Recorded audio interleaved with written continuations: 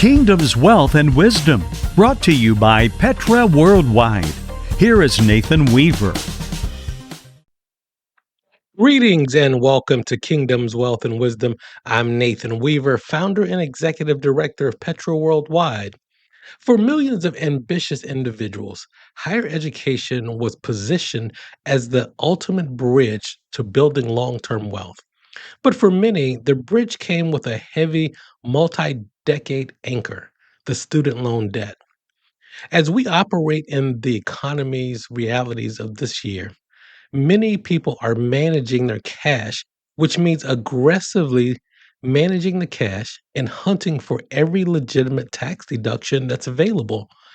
One question that continues to surface with young professionals and parents are, can we still deduct student loan interest? Today, we're going to break down the hard compliance rules surrounding this deduction so you can stop leaving money on the table and legally force the tax code to work in your favor.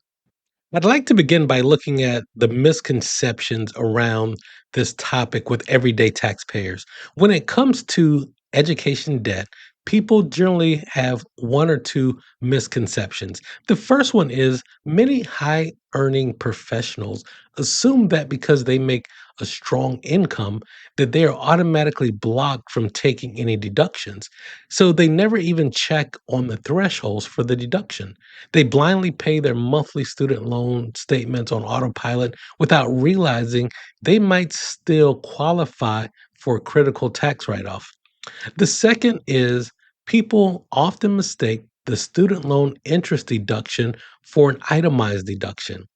Because they take the standard deduction on their tax returns, they mistakenly assume they can't write off their student loan interest, completely missing out on the specialized above the line tax shield engineered to lower your adjusted gross income.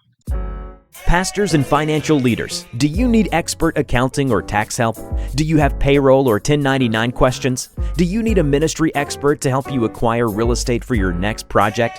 If the answer is yes, yes, and yes, visit petraworldwide.org. Petra Worldwide has been strengthening ministries to transform humanity since 2007. Visit petraworldwide.org or call 855-481-9095. At Petra Worldwide, we like to eliminate the guesswork. So let's look at the math and the compliance thresholds for the current tax year. The student loan interest deduction is an above the line deduction, meaning you can claim it even if you do not itemize. The tax code currently allows you to deduct up to $2,500 of actual interest you paid on qualified student loans during the year. However, the deduction is tied to a strict modified gross income phase-out limit. For the current tax year, if you file as a single taxpayer, the deduction begins to phase out as you cross $80,000 of modified adjusted income and disappears completely at $95,000. If you're married filing jointly, the thresholds are obviously a little bit higher, starting to phase out at $165,000 and completely disappearing at $195,000. Now, here's the trick. Here's the pro tip. If your income falls between these targets, you can deduct the $2,500 and not worry about it, and you'll lower your tax liability. But here is the strength in the pro tip. So when it comes to tax planning, true legacy leaders view every line item through the lens of a proactive wealth engineering. The hard work, the hand-in-hand work with your accountant, acting as your coach to structurally guide your income to stay beneath the phase-out thresholds. There are a lot of ways to manage and guide your income to stay below these phase-out thresholds, especially if you're self-employed or a small business owner. At Petra Worldwide, we'd be happy to help you with this. I'm Nathan Weaver. Lead with confidence, live with integrity, and build something that lasts.